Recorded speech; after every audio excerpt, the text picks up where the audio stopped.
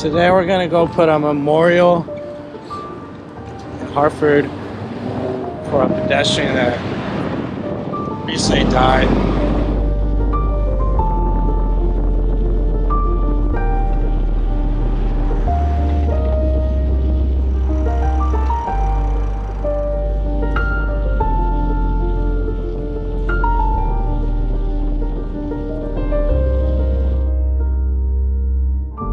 Pedestrian deaths have been at the highest level they've been in 41 years in Connecticut. A lot of people get in the car and drive while being intoxicated.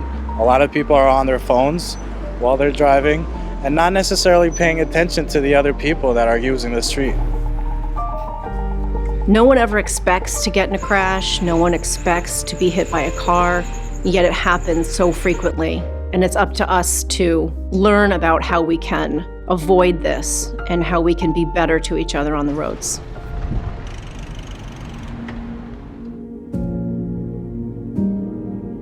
The Ghost Shoes memorials are meant to be a reminder of an avoidable tragedy and a subtle statement of people's right to travel.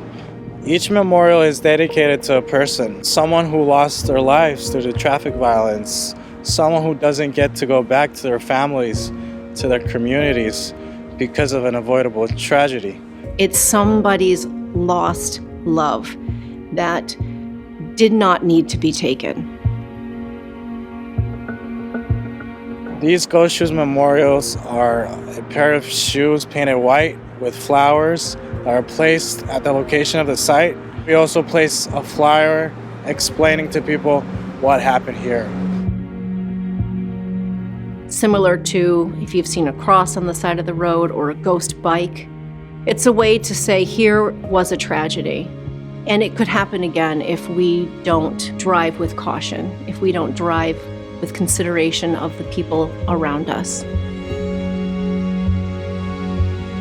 One of many heartbreaking cases that I have heard in recent times is that of Shauna Devlin, a young, beautiful woman on her nightly walk, getting some exercise, and that was the last night of her life because she was taken by a hit-and-run driver who left her there in the road and didn't stop to help her. These shoes are next. They belong to Shauna.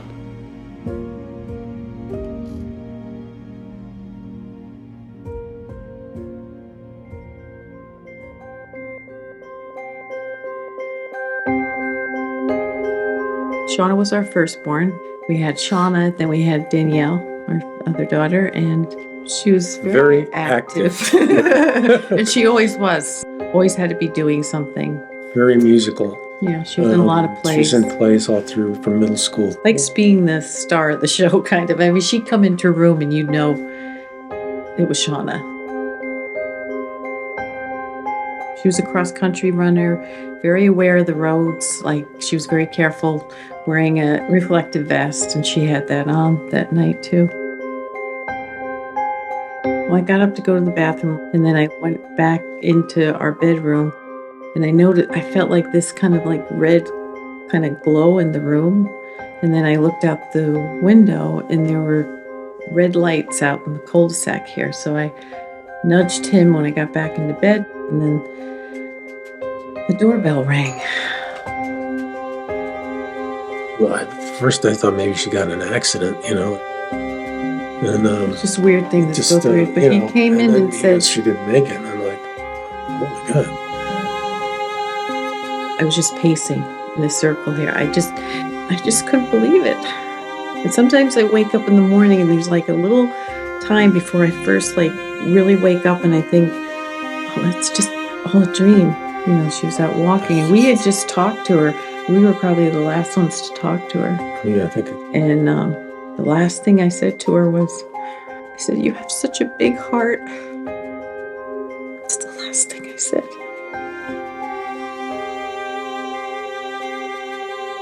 It wasn't necessary. It shouldn't have happened. It was a road that she walked on all the time.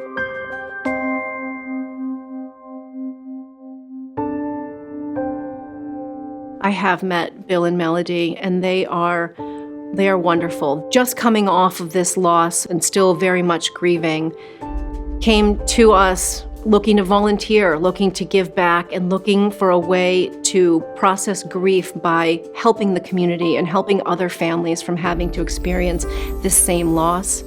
And they joined our World Day of Remembrance for Road Traffic Victims Planning Committee and were instrumental in helping that be a successful day. This is all we have to be able to contribute at this point. You know, we're not experts in highway design or anything else. You know, this is what we can do. So we've done things like this. You know, this is not easy. I feel that in a way it makes me cry. In a way, I'm doing what she would have done. So it's hard, but I want to do it because, you know, I just don't want anybody else to go through this. And if I can just save one life, I'm doing what she would do. I'm doing it for her. It's frustrating that we have to come out here again and again because it just never stops. In a way, our society has accepted a certain number of roadway deaths as just part of living, just part of what happens. These deaths are not inevitable. They are not written in the stars. They don't have to happen. They are a direct result of the decisions that we make as a community. They are a result of how we drive, of how we design the roads, and how we walk, and how we bike. We cannot accept a certain number of deaths as just par for the course.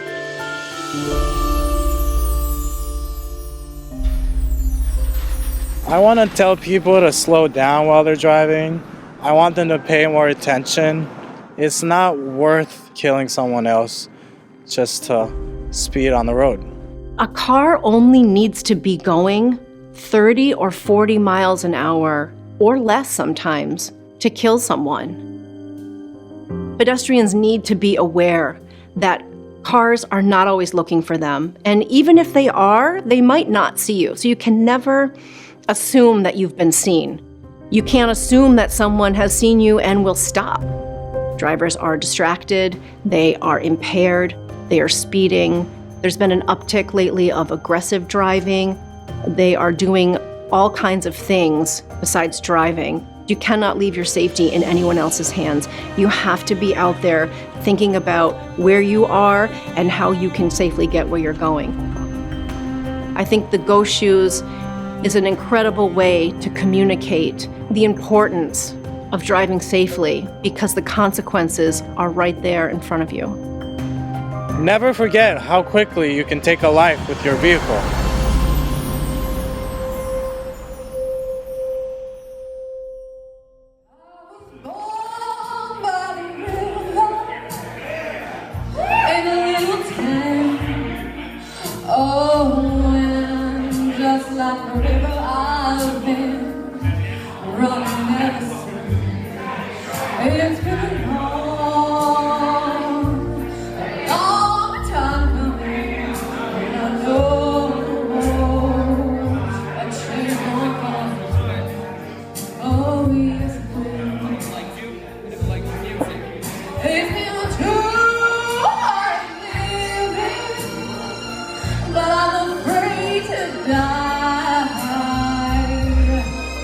Don't know what's up there beyond the